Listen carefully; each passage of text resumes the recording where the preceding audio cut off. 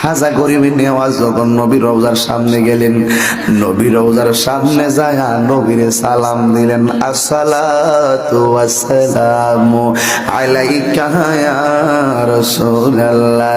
খাজা গরিবের নেওয়াজ বলেন, আমি যখন নবীর রওজার পাশে যায় সালাম দিলাম, সালাম দিতে দিতে আমার চোখের মধ্যে একটা ঘুম আসছে। ঘুমের ঘরে আমি শুনতেছি আমার নবীর রওজার ভিতর থেকে আমার সালামের জবাব দিতেছে।